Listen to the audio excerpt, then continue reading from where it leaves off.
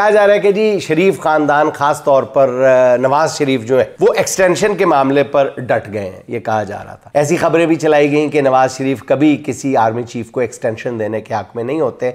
हालांकि ये बात भी हकायक पर पूरी नहीं उतरती, बल्कि बिल्कुल इसके बरक्स हकायक है। मगर यार लोग लगे रहे। मगर नाज़रीन, अब खबर आई है कि army chief field marshal Asim Munir साहब को किसी एक्सटेंशन की ज़रूरत ही नहीं है। नून लीग हमें जो मर्जी कर दी फिर, नून लीग इनकार करे इकरार करे, नून लीग से किसी ने पूछना ही नहीं है।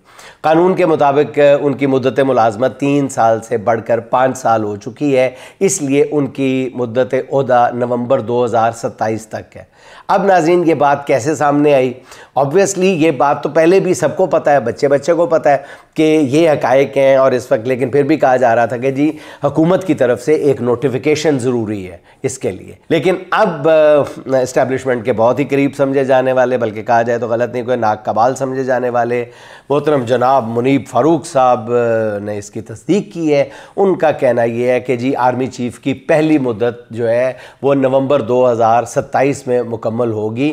अभी ये नहीं पता चला कि इस तशरीह पर कायद मिल्लत मोहतरम जनाब नवाज शरीफ साहब भी मुत्तफिक हैं या नहीं। लेकिन अगर वो मुत्तफिक नहीं भी हैं तो की फ़र्क पैदा है। बात तो जो मैंने पहले अर्ज़ की है वही है कि नवाज शरीफ साहब इस सारी गेम में कोई मैटर ही नहीं करते, नून लीग भी मैटर नहीं करती। अगर उन्होंने फैसला कर लिया के लिए किसी नोटिफिकेशन की ज़रूरत नहीं है तो फिर किसी नोटिफिकेशन की ज़रूरत नहीं पड़ेगी। जनाब मुनीब फ़ारूक ने जब ये कह दिया है तो फिर वो हरफ आखिर है कि नवंबर 2027 तक किसी नए नोटिफिकेशन की ज़रूरत नहीं है। चलो अब कोई ये तो होगा ना कि एक्सटेंशन वाला शोर तो नहीं मचाएगा ना, ये तो तसल्ली हो जाएगी इस बयान के बाद।